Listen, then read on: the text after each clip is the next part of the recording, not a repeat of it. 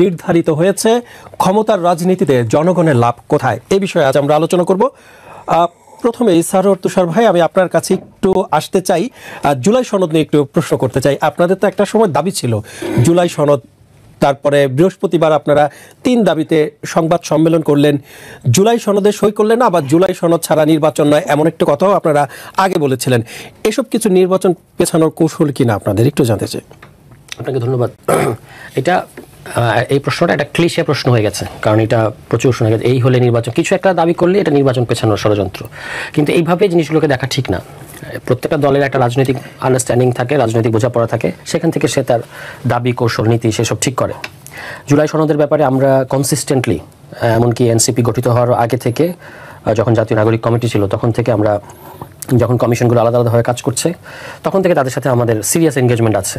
এবং এই যখন জাতীয় ঐক্যমত্য কমিশন কাজ করলো গত জুন থেকে, তখন থেকে আমরা এখানে সিরিয়াস ইনপুট দিয়েছি যে বাংলাদেশ রাষ্ট্রের আমরা আমাদের ভাষা অনুযায়ী যে মৌলিক সংস্কার, এই মৌলিক সংস্কারের জন্য যেগুলো যেগুলো ম্যান্ডেটরি তার একটা রূপরেখা কিন্তু আমরা দিয়েছি এই কমিশনের কাছে, এবং সেগুলো নিয়ে আলাপ আলোচনা হয়েছে। শেষ পর্যন্ত এসে একটা জায়গায় এসে জুলাই সনদ হলো এই কিছুদিন আগে। তারপরে ধাপের আলাপটা ছিল যে জুলাই সনদ বাস্তবায়ন কীভাবে হবে। কারণ হচ্ছে দেখবেন, আমরা বলেছি যে এটা স্রেফ একটা রাজনৈতিক সমঝোতার দলিল না, মানে এটা শুধুমাত্র রাজনৈতিক সমঝোতার দলিল কিংবা কতিপয় রাজনৈতিক দলের একটা কমিটমেন্ট, আমরা ব্যাপারটাকে ওখানে দেখি না।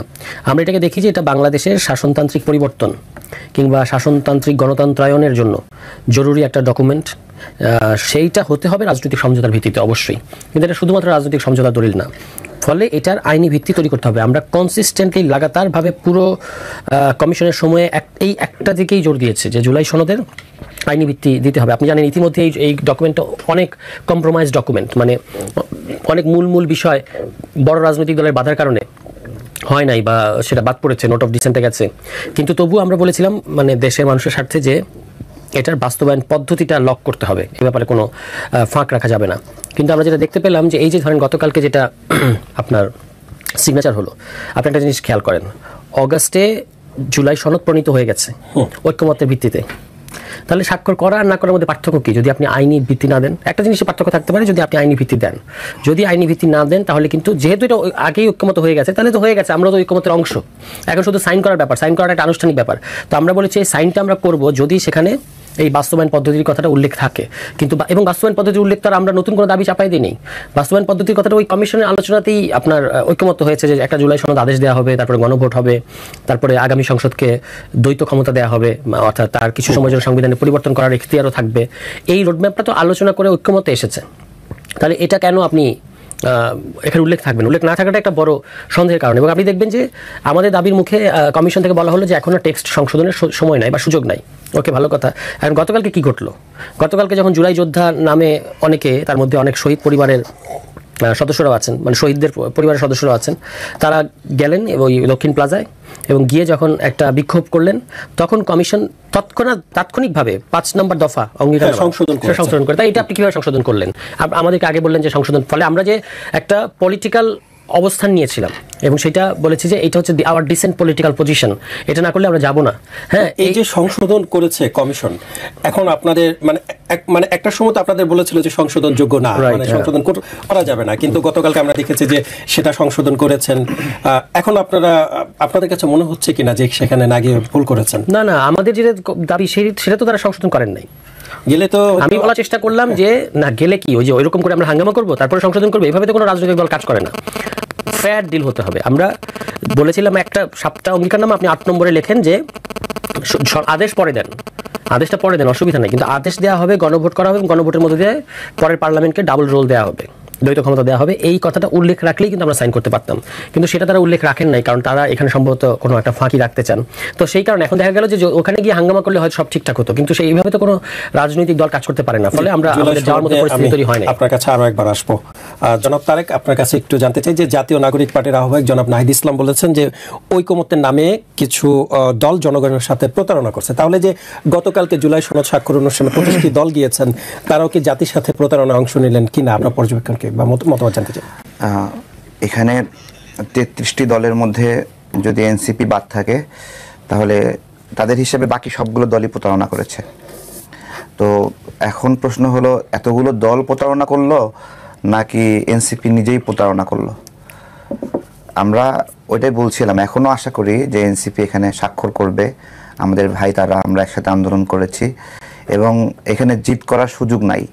এতগুলো দল যে বিষয়ে একমত হয়েছে, তাদের ভিন্ন মত যেটা আছে, এতগুলো দলের বিষয়টা দেখেন, একটা প্রশ্ন কিন্তু করা হতো, বাধ্য করা হতো বিএনপিকে যে এতগুলো দল এই বিষয়ে একমত, বিএনপি শুধু দ্বিমত। যেমন আমি স্পেশালি বলি যে প্রধানমন্ত্রী 2 বার থাকবে, এর বেশি পারবে না, 2 মেয়াদের বেশি। বিএনপি রাজি ছিল না। যখন সকল দল বলল যে আপনারা এটা করেন, তখন তারা দেখছে যে না, এতগুলো দলের বিষয়ে আমরা মানে মতামত আমরা উপেক্ষা করতে পারি না, তারা কিন্তু মেনে নিয়েছে। তা এটা কি শুধুমাত্র মানে বিএনপির মেনে নেওয়া কমিশন যে তারা তাদেরকে যেটা যেটা দাবি দেবে সেটা সেটা মেনে নেবে, এটা মেনে না নিলে খেলবো না, এরকম? তো এই জিতটা শেখ হাসিনা করতো, শেখ হাসিনা এই জিতটা করতো এবং জিদে জিদে পুরা দেশ ছারখার হয়ে গেছে। এখন সেই জিদ আমাদের এনসিপির উপর ভর করছে। এবং দেখেন, আমাদের এই জুলাই সনদে আমরা কি কি বিষয়ে জাতির জন্য সুখবর আছে। 2 বছর মেয়াদ, এই মানে প্রধানমন্ত্রীর মেয়াদ, এর বেশি হবে না। প্রধান বিচারপতি নিয়োগ, এটা তো আগে সরকারিভাবে প্রধানমন্ত্রী আর রাষ্ট্রপতি মিলে একটা সরকারি দল করত, সেখানে এখানে বিরোধীদের পার্টিসিপেশন থাকবে। নির্বাচন কমিশন নিয়োগ এবং স্বাধীন পুলিশ কমিশন, যেটা আমরা দেখতাম কি যে রাজনৈতিক দলগুলো পুলিশকে ব্যাপকভাবে ব্যবহার করত, সেটা স্পেশালি শুধুমাত্র আওয়ামী লীগ না, আওয়ামী লীগ, বিএনপি, এরশাদ সহ যারাই যখন ক্ষমতায় ছিল, সেই শেখ মুজিবুর রহমান থেকে শুরু করে সবাই পুলিশকে দলীয় কাজে ব্যবহার করছে। আমরা কিন্তু এইখানে এই স্বাধীন পুলিশ কমিশনের মাধ্যমে সেখান থেকে একটা মুক্তির পথ পাচ্ছে আর কি।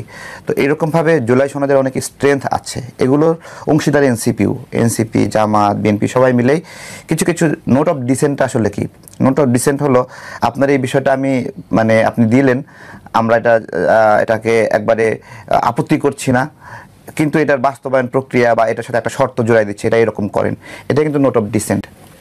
হ্যাঁ, তো এই নোট অফ ডিসেন্টগুলো অনেক বড় বাধা এরকমটাও না। তো যাই হোক, এখানে অনেকগুলো বিষয় সামনে আসছে। তার মধ্যে প্রধান সমস্যা হলো যে জায়গাতে ছকটা আঁকা হয়েছিল গণভোটকে কেন্দ্র করে, যে এই গণভোটটা এরকমভাবে ছুড়ায় দেওয়া হবে যে এখানে পিআরের অপশন আছে, এখানে আরও বেশ কিছু মানে ডিসিশনাল জায়গা আছে যেগুলোতে বিএনপি একরকম, জামাত একরকম বা এনসিপি একরকম। তাহলে গণভোটটা যদি এরকম হয়, বিএনপি জামাতের ভিন্ন মতের উপরে হয়, তাহলে তো এই গণভোটে বিএনপি একদিকে প্রচারণা করবে, জামাত একদিকে প্রচারণা করবে, এনসিপি একদিকে প্রচারণা করবে। তার মানে কি? তার মানে হলো আমরা জুলাইয়ের যারা শক্তিটা আছি, সেই শক্তিটাই পরস্পরের বিরুদ্ধে ক্যাম্পেইন করতে হবে সেই গণভোটে। অথচ আমাদের গণভোটের ক্যাম্পেইন